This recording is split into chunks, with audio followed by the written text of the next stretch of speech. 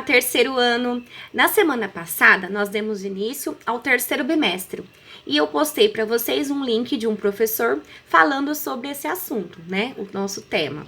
E essa semana, a gente vai voltar a falar sobre o continente africano, mas pela visão da professora de vocês. Então, resumindo, o continente africano é o terceiro maior em extensão territorial do mundo. Possui 54 países. Alguns deles são ilhas e outros, a sua maioria, está localizados dentro do continente. É o único continente que ele está nos 4 hemisférios, norte, sul, leste e oeste. É banhado pelo Oceano Atlântico, pelo Oceano Índico, pelo Mar Mediterrâneo, pelo Mar Vermelho, pelo Mar Antártico, tá?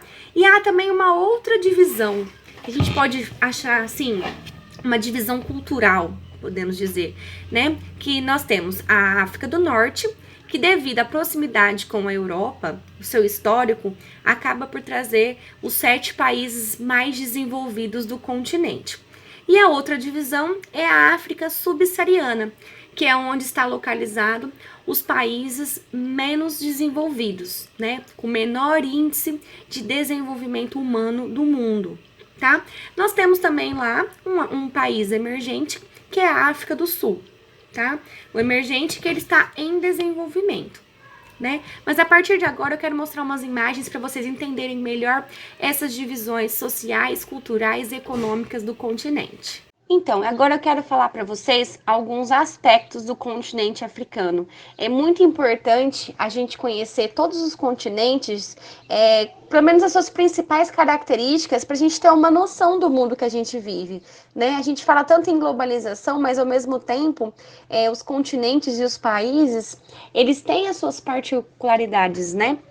Então, por exemplo, o continente do centro do mundo é a África. É um grande continente, a sua extensão territorial é de cerca de 30 milhões de quilômetros quadrados. É o terceiro maior do mundo, atrás das Américas e da Ásia. Sua população é de aproximadamente 800 milhões de habitantes. E a África é um continente muito antigo, e os pesquisadores acreditam ser o berço da humanidade. Isso porque diversos fósseis antigos foram encontrados na região. O Homo sapiens, por exemplo, foi encontrado em território africano e tem cerca de 200 mil anos. O primeiro país a ser um estado, acreditam os historiadores, foi o Egito, que assim como a Grécia Antiga e a Roma Antiga, teve um momento de ápice e de declínio. E agora, pensando nos aspectos geográficos, o continente africano é banhado em suas laterais pelos oceanos Índico e Atlântico. Para quem tiver a curiosidade, eu quero que vocês pesquisem aí vídeos do encontro do Oceano Índico e do Oceano Atlântico, que fica ao sul na África do Sul. É muito interessante ver a diferença de tonalidade dos oceanos, eles não se misturam, é muito legal. Aí ao norte, separando a África da Europa, há o Mar Mediterrâneo. E o litoral desse continente é muito grande, cerca de 27 mil quilômetros de mar. As coordenadas geográficas da África são formadas pelos trópicos de Câncer e Capricórnio, além da linha do Equador e pelo meridiano de Greenwich. Os paralelos cortam todo o continente por causa de sua ampla extensão. E como o continente está no centro da Terra, o meridiano de grau zero, o Greenwich, também está ao centro, corta essa região. Então, assim, geograficamente, o continente africano, ele tem suas terras nos 4 hemisférios, tá bom? Outra coisa muito interessante é a questão da hidrografia da África, né? Os rios africanos estão mais predominantemente na região centro-sul, porque as áreas mais desertas ficam ao norte. O maior rio da África, que também é o mais famoso e o segundo maior do mundo, é o rio Nilo. Ele tem mais de cerca de 6 quilômetros de extensão. A sua nascente é no Lago Vitória, que fica na região nordeste do continente africano. O rio Nilo deságua no Mar Mediterrâneo, que fica ao norte da África. Outro grande rio é o Congo, com a segunda maior vazão do mundo. Ele deságua no Oceano Atlântico e tem como característica importante um grande potencial hidrelétrico, o que ajuda diversas regiões da África. E além desses grandes rios, a África conta com vários lagos provenientes de acidentes de placas tectônicas e de vulcões. Olha como é interessante, a gente fala, né, que tem o segundo maior rio do mundo e ao mesmo tempo tem o segundo maior deserto do mundo, que é o deserto do Saara.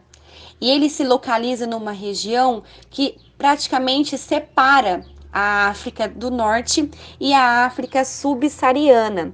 Ele é delimitado pelas fronteiras do Mar Mediterrâneo e Cordilheira do Atlas ao norte, Mar Vermelho ao leste e ao Sahel ao sul, e o Oceano Atlântico a oeste. Os desertos são locais extremamente áridos, com temperaturas elevadas, baixos índices pluviométricos e baixa umidade relativa do ar. O deserto do Saara é o mais quente do mundo, decorrente do seu clima hiperárido.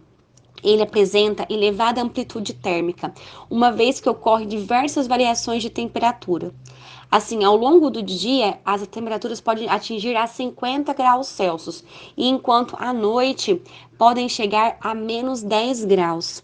Na região, os ventos são muito recorrentes, o que gera diversas tempestades de areias, visto que em grande parte é formado dunas. Curiosidade sobre o deserto é que o Saara já foi um local com muita vegetação, o qual abrigava uma grande floresta tropical.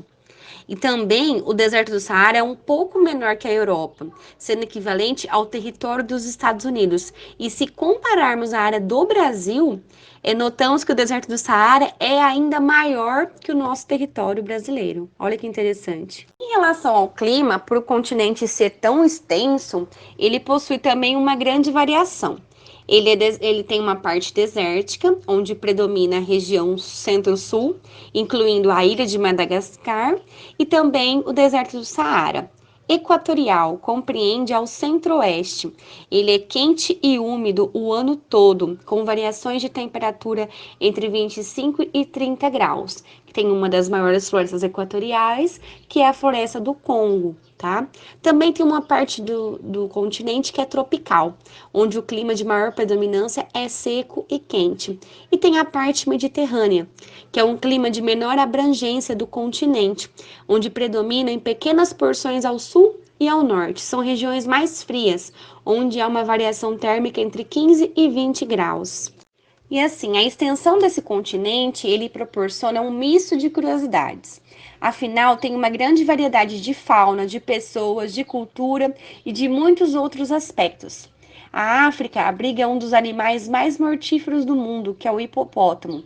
E além dele, por possuir a savana, tem alguns animais típicos desse bioma, que é os elefantes, zebras, girafas, leões.